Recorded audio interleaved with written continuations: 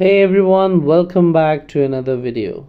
In today's tutorial, I'll show you how to change only the year of a list of dates in Microsoft Excel.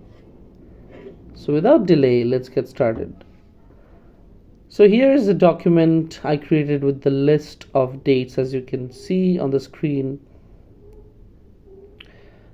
Right now, all the dates are set to the year 2025, but let's say you want to change them to 2024 while keeping the same days and months.